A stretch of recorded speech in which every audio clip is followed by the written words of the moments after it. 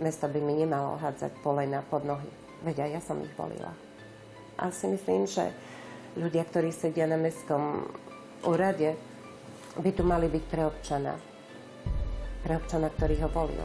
To, čo urobili, že nie je svedectvo najhoršieho. A urobili toho veľa. Niektorý deň tam chodila 3-krát na deň, 4-krát na deň mestská polícia. Neustále sa dožadovali niečoho. Nazývame to jedine terorom. To, o čom hovoríte, je súčasť trebišovského folklóru. To vnímam 3 roky vo funkcii, v ktorej som.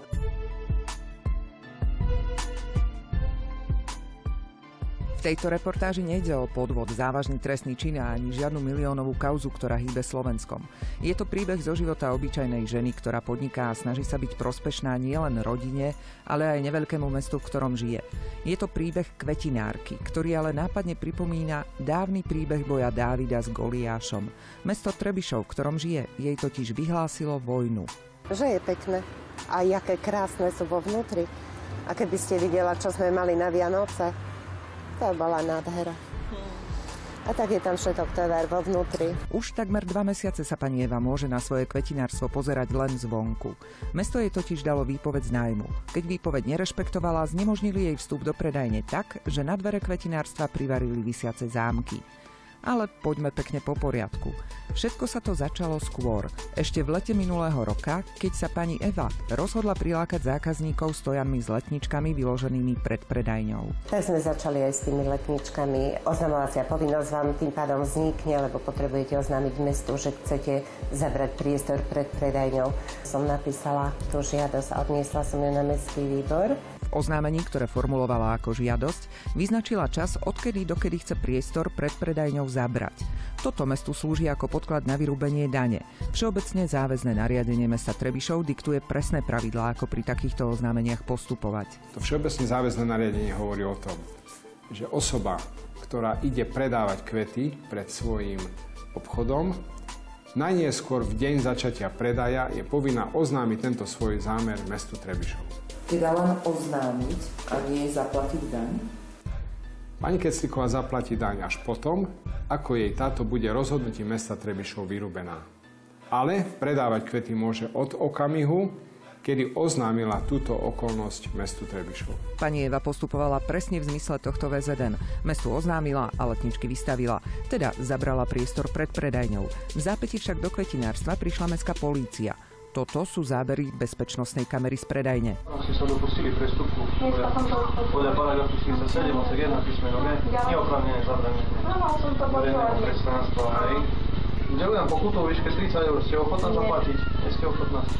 Pokutu som odmietla zaplatiť, pretože ja som si nebola vedomá, že som robila niečo také, za čo mám ja platiť pokutu. Po obede prišla druhá skupina mestskej polície, ktorí mali asi poobednejšiu službu a chceli to isté. Opäť pokutu? Aj pokutu? Áno. Ďalšia pokuta? Áno. Na druhý deň ráno vyložíme kvety, mestská polícia. My uplatňujeme zákonný postup. Za to, že užívala verejné priestranstvo bez zaplatenia miestnej dane, jej mestská polícia vyrúbila pokutu, ktorú odmietla zaplatiť. Ak mesto Trebišov najprv žiada zaplatenie dane a potom dovolí podnikateľovi predávať kvety pred svojím obchodom na verejnom priestranstve, porušuje samotné svoje nariadenie. Zdá sa vám tento letničkový spor banálny? Pani Eve ani mestu Trebišov nie. Pre nezaplatenú pokutu sa ním už zaoberali správne orgány v Trebišove aj Krajský súd v Košiciach. No a po jeho rozhodnutí sa letničkami pani Evy budú musieť zaoberať aj v Bratislave. Podľa Krajského súdu by totiž tento spor kvetinárka versus samospráva malo rozlúsknuť Ministerstvo vnútra alebo Najvyšší súd Slovenskej republiky. Pôjde o kompetenčný konflikt, ktorý možno, že bude musieť aj v tejto veci riešiť Najvyšší súd Slovenskej republiky. Letničkový spor pani Evy s mestom bol však len začiatkom jej peripetií. V októbri minulého roka prebehla médiami kuriózna správa o údajných čudných mafiánskych praktikách v Trebišove, keď si istá podnikateľka našla na kapote svojho auta mŕtvého psa s červenou ružou v papuli. Upozorňujeme, že nasledujúce zábery nie sú vhodné pre maloletého diváka. Bolo to auto pani Evy a stálo pred jej kvetinárstvom. To si neviem vysvetliť, lebo sa ma pýtala polícia, ešte aj tam kriminálka bola, takto sa ma pýtala, že či mám niekoho, kto sa mi chce pomstiť, alebo mám s niekým nejaké problémy. Tak som povedala, že nie. Nemám vôbec s nikým. Akurát, že mám jediný jeden problém s predajňou, hej, že mesto sa so mnou tu ťahá o predajňu. Danú vec policajti v Trebišove evidujú ako prístupok proti verejnému poriadku a prístupok proti občianskému spolunažívaniu. Vzhľadom na to, že doposiaľ sa páchateľa nepodarilo zistiť, oba priestupky boli v zmysle zákona uložené. Polícia aj naďalej po páchateľovi pátra. Už aj tak napätú situáciu okolo kvetinárstva nechcela pani Eva viac vyhrocovať a tak v októbri pred všetkými svätými zabratie miesta pred predajňou oznámila a po vyrúbení dane aj zaplatila ešte pred vyložením kvetov. O pár dní na to dostala od vedenia mesta pozdrav vo forme výpovede z nájmu. Šokujúce nečakané a chvíľu na to ma čakali všelijaké kontroly. Dostala som kontrolu z mesta, či mám označené východy na predajni, či mám hasiace prístroje, či sú stále kontrolované, či sú funkčné. Tak my sme tam v podnájme, hej, v nájme. Komu patria tieto priestory? Kto sa má starať o takéto veci? Kontroly pochybenia nenašli. Mesto ale na výpovedi z nájmu trvá. Využilo právo, ktorému nájomná zmluva podpísaná pani Evou dáva. Výpoveď bez udania dôvodu. Aj na to, aby človek zrušil zmluvu bez udania dôvodu, pravda, že potrebuje dôvod. Tak tým dôvodom teda bolo čo? Ukončili sme zmluvný vzťah zákonným spôsobom bez udania dôvodu. Mali sme na to plné právo. Ale tým dôvodom bolo? Nemali sme dôvod, ukončili sme zmluvný vzťah bez udania dôvodu. Tak ste na to nemali dôvod? Ak sa ma na to opýtate 100-krát, na rovnakú otázku dám 100-krát rovnakú odpoveď. Ukončili sme zmluvný vzťah bez udania dôvodu podľa oprávnení, jednak zo zmluvy, jednak zo zákona. Nie som dlžník mesta, nikdy som nebola. Nedlhujem ani na zdravotnú poisťovňu, ani na sociálnu. Za teplo nedlhujem, za odvoz komunálneho odpadu, za nebytové priestory. Prečo ja by som mala tam mať odísť? Mesto by malo hospodárne nakladať s majetkom. Prenájom nebytových priestorov je nemalým príjmom do mestskej pokladne. Ak sa zbavuje bezproblémovo platiacich nájomníkov, vzbudzuje to podozrenie a zbytočné špekulácie. Aby ich primátor vyvrátil, vytiahol pred nami údajný, rozhodujúci moment pre výpoveď z nájmu pani Evy. Mal ním byť incident zamestnanca mestského úradu s jej manželom a synom. Niekedy v júli minulého roku pred predajňou pani Keclíkovej manžel a syn pani Keclíkovej verbálne a fyzicky napadli zamestnanca mesta, ktorý má na starosti daňovú agendu vo veci osobitného užívania verejného priestranstva. Týmto sa ale pani Keclíková nikde nechváli. Napadli nám zamestnanca, ľudovo povedané, zbili ho. Pán Lova začal túto provokáciu, kde potom došlo k ostrej konfrontácii a výmene názorov. Snažil sa vyprovokovať fyzickému útoku, k tomuto nedošlo. Čo vyšetrila aj nedotkli ste sa ho? Určite nie. A neviem, aby malo niečo spoločné výmena názorov s nejakým človekom v osobnom voľne, v mojej osobe, s podnikaním mojej matky. Nemôžeme si dovoliť, aby niektorí naši nájomcovia bili, fyzicky napadali zamestnancov mesta. Ak išlo o taký závažný incident, je nepochopiteľné, že to zamestnanec nenahlásil na polícii hneď. Zistili sme, že tak urobil až na popud zamestnávateľa a navyše po viac ako 2 týždňoch. V tejto súvislosti odbor kriminálnej polície v Trebišove prijal písomný podnet dňa 12. augusta minulého roku, teda 17 dní po tom, čo k incidentu došlo. Náš záver bol taký, že nejde o prečin útoku na verejného činiteľa a ani o iný trestný čin, závažnosť toho konania bola malá a preto tvrdíme, že ide iba o priestupok. Vráťme sa ale k výpovedi z nájmu. Darmo sa kvetinárke zdá nespravodlivá. Zmluvu s možnosťou výpovede z nájmu bez udania dôvodu predsa podpísala. Pani Eva teda využila aspoň možnosť odvolať sa. Zároveň požiadala súd o vydanie predbežného opatrenia. Súd jej návrhu vyhovel.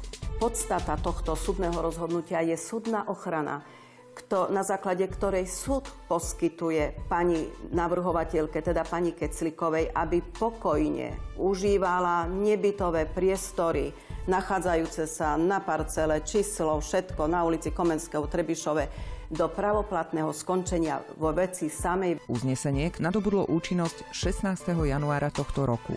V ten deň, krátko pred 8 ráno, zažil Trebišov nezvyčajné divadlo. Obtiahli to páskou a navarili mi tam visiace zámky.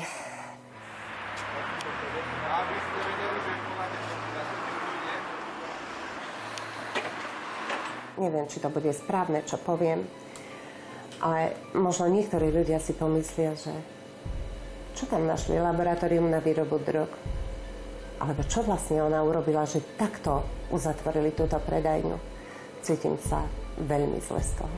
Bolo 8 hodín 10 minút, keď pred predajňu dobehla právna zástupkyňa pani Evy so spomínaným predbežným opatrením v rukách. Ja som povedala, som právna zástupkyňa pani Keclikovej. Prosím vás, dajte tie prekažky preč, lebo máme na to súdne rozhodnutie. Policajti reagovali, že my sme dostali príkaz, my to nemôžeme urobiť. My sme dostali to predbežné opatrenie i od nej, samozrejme, tiež o nejakých 8:30. I zo súdu nám bolo doručené 8:40.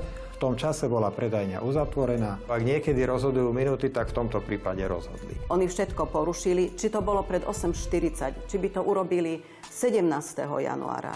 Toto rozhodnutie je vykonateľné a sú povinní odstrániť všetky prekažky. Od 16. januára 8:40 sa zdržiavame akýchkoľvek právnych úkonov o vzťahu k navrhovateľke. Nie sme si vedomí ale toho, aby oni mali rozhodnutie súdu, že môžu spraviť takýto čin, takto zamedziť vstup do predajne. Kde je registračná pokladňa. Berte tomu, že sú tam živé kvety. Sú už tam mesiac, nikto ich nepolieval. Tak to je svinstvo takého rangu, že to človek, keď to pozerá, tak sám sebe dáva otázku, čo sme urobili.